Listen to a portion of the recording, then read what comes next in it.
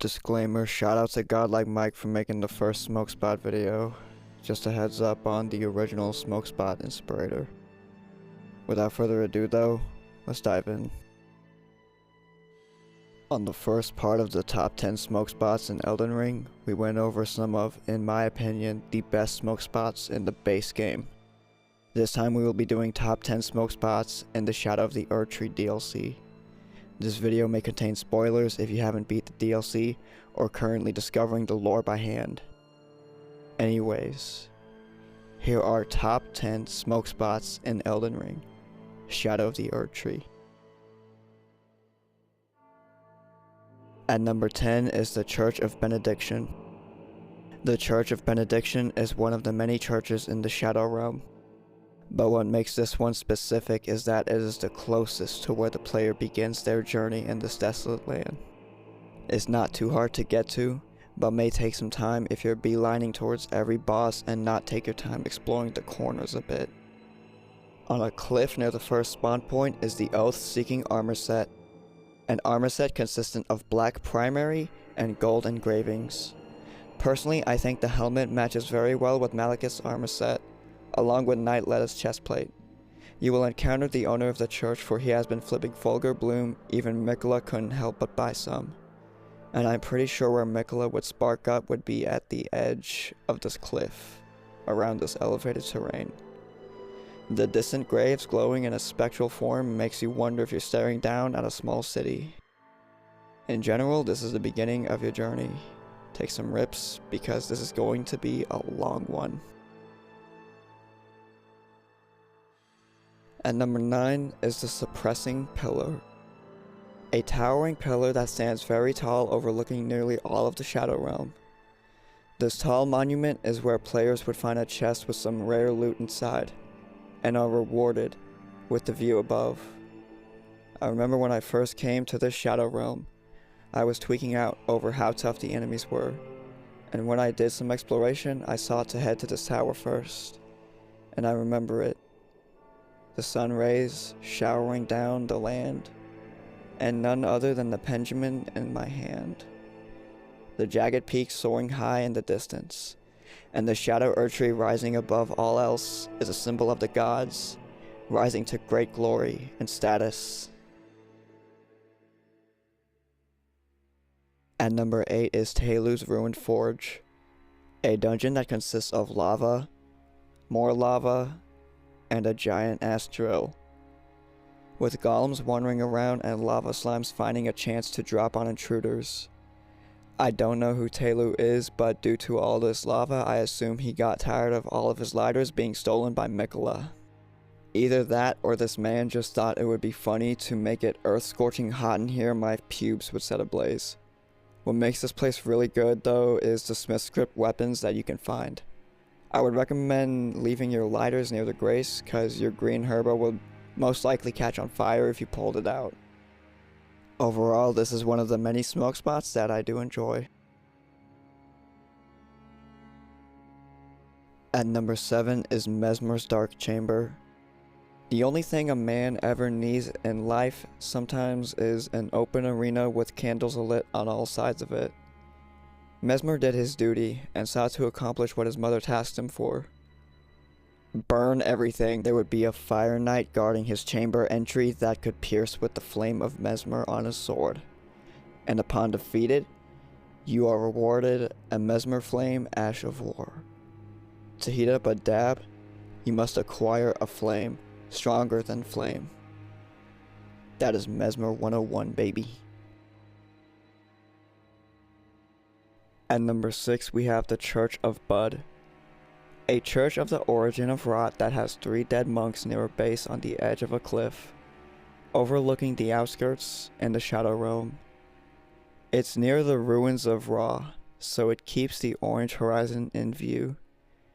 Inside the church is spring 24/7, but expect to get a disease from being in the pool of rot, unless you have a golden needle on standby. Take that Fulgur Bloom or St. Trina Lily and form yourself a hybrid to bask in the sunlight. At number 5 is Jagged Peaks.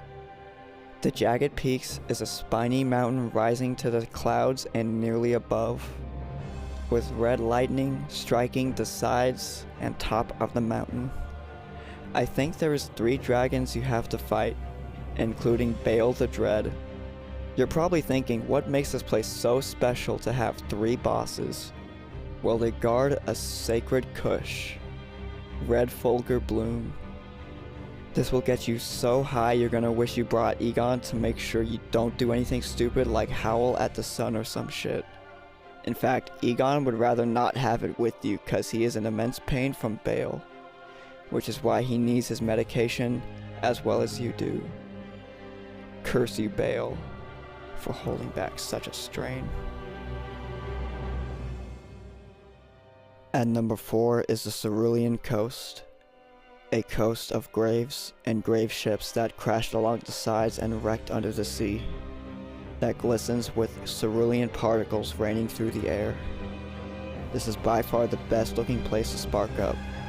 Some ships may have gloveworts or other loot.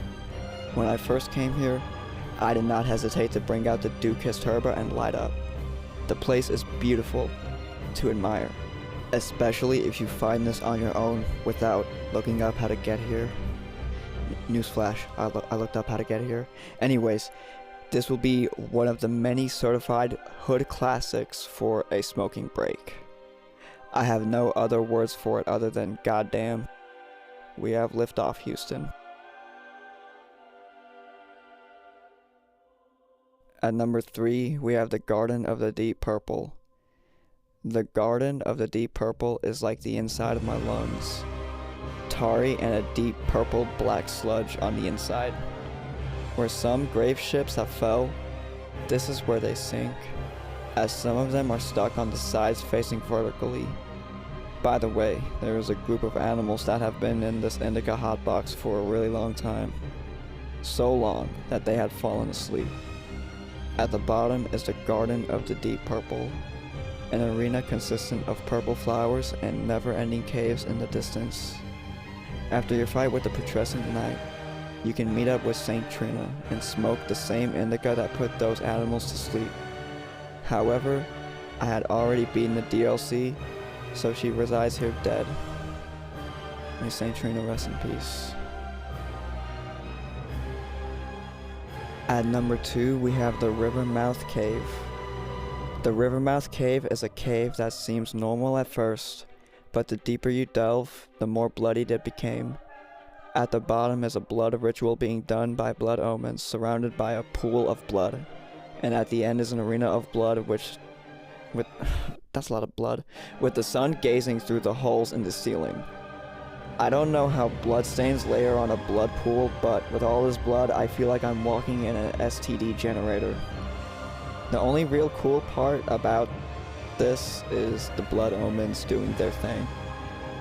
Other than that, it's a neat place to give yourself a breather from the outside terrors of the Shadow Realm. Even though there's terrors in here. As for our honorable mention, we have the Finger Birthing Grounds. This place is iconic, at least to me, because before the arena is this pathway leading up to the Finger Bell. And by the way, I get serious berserk vibes from this arena alone. But what was even more astonishing was on the other side of the Finger Bell. An arena of water on the ground and above, with coral tubes descending from the sky. This amazing arena is where players will absolutely take a rip before continuing their journey onwards, to embrace the world for what it is and what it can be. We can thank God every day that we can get this view, along with also not being like the priest in the church above. R.I.P. Bozo. Finally, at number 1 is the Divine Gate. The final smoke spot will gladly be Promised Consort Verdan's arena, the Divine Gate. Another very original arena consisting of a circle base with ruins rising from the left side and a divine towering gate up ahead. The sun gazing down is a classic, along with seeing the best view of the sky. I guess We can smoke the rest of our Fulgur Bloom here, cause we're not coming back. We've seen how desolate the bottom is, yet the top, no matter what, seems beautiful. We can never escape that reality, unfortunately, but we can always do what Miyazaki taught us best. Thrive. Overcome against impossible obstacles. And most importantly, get toasted while at it. I hope you all enjoyed the video. Make sure to like and subscribe if you did. I will be parrying all bosses I am able to parry on my streams, and right now we are stuck on Radagon. Anyways, peace.